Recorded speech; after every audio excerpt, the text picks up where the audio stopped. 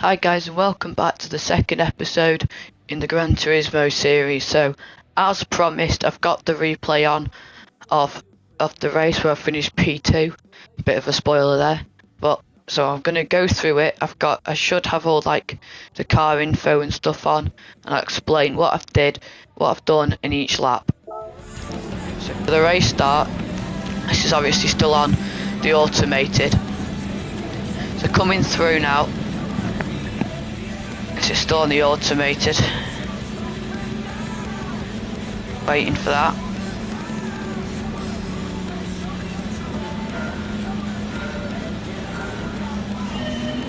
So I just kept, because I was already on the racing line, just for the gauge load, have a little bounce off the rev limiter and that's it. I kept it in fourth to try and maintain as much speed. The exit on this corner is the most important. If you can see the curbs on the right, you don't want to hit.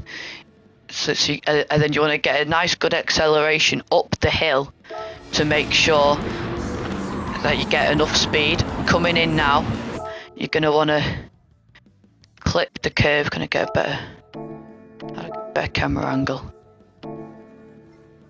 I think I can. Never mind. So you come through now at second. Let me pause it. The key here on this corner.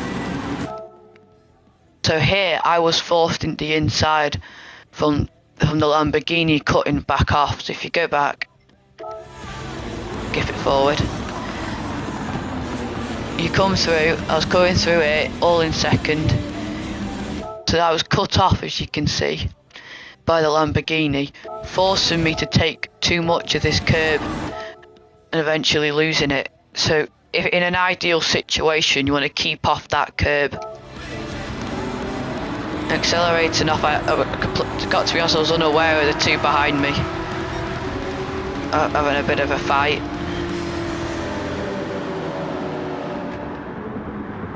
Now coming up to this part of the corner here, you want to be down into first. I don't think my line is the perfect line. You come into first. Now watch what I do. Anyone notice it? Put in the comments if you noticed it. Right, I might as well tell you now. So anyway, what I did was I went from first. Take it back. I come down fifth, down to first, and then at first I short shift up. Now that short shift gives me that bit of gives you the power. So first gives you the rotation and second gives you the power up for the straight. So going on, so still at that time wasn't aware of the three behind me. Keeping it in third, accelerate up in second. Now this part here I find is quite tricky. So you come up in first, and I find down into second. Try and take as much curb. I didn't take enough of the curb, so I have to use a bit of the brake to try and keep me on the track. Keep it in second, because first means you're just going to spin out the car the amount of revs. I'm way too wide here. Now the key point here is to try and keep as much speed for that straight. Show you again. So you come in.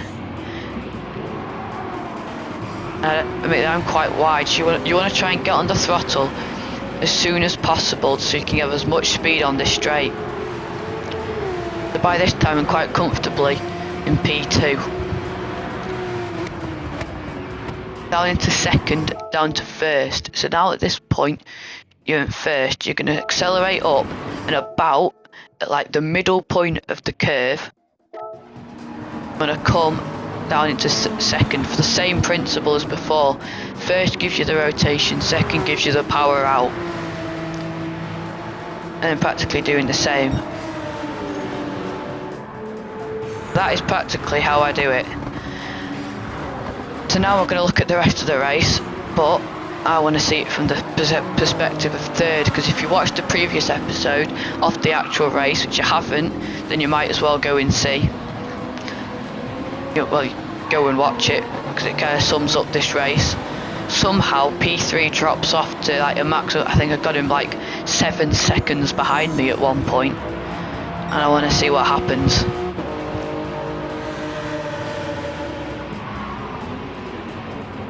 No way, it's just their pure speed. You see, they don't take the short shift, and their speed is a lot less. Admittedly, they have the more acceleration, but at the top end of the corner, they're gonna go. These two are going. These two have got to go. And Ridley does keep third. There you go. That's probably why. Those two are going to fight with each other, aren't they?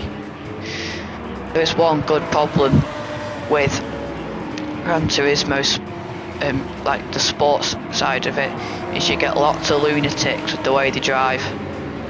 Admittedly, I don't take that much of the curve. Now with him, the Toyota Supra is the fastest car in a straight line, and to only be getting it up to that speed is pretty shocking. I think he's running a very high traction control. Bye bye to Space Potato, you're gone. Have a look what happened to Space Potato. My name. Space Potato, let's watch what he does. These two, the whole race have just been at each other. Comes in way too wide. Oh, why would you do that? Just why? Now you've just ruined it for both of them.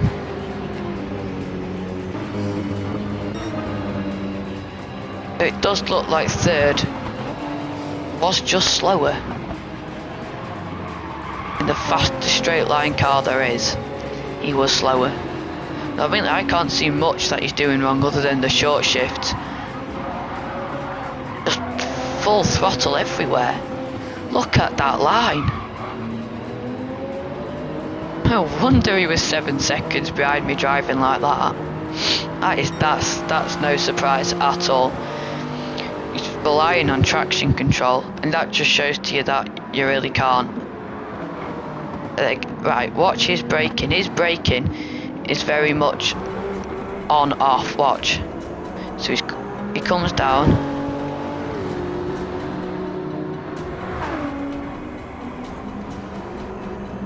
There, full.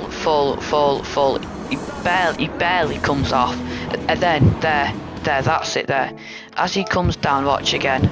See if you see what he does in the later part of the turning, because he didn't get enough rotation. Watch. Look at the red bar on the left, and it comes back again. There, that there is what he's done wrong. So if I go back and then put it onto what I did.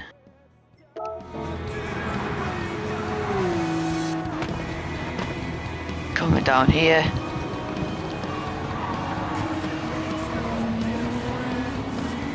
Finish this part.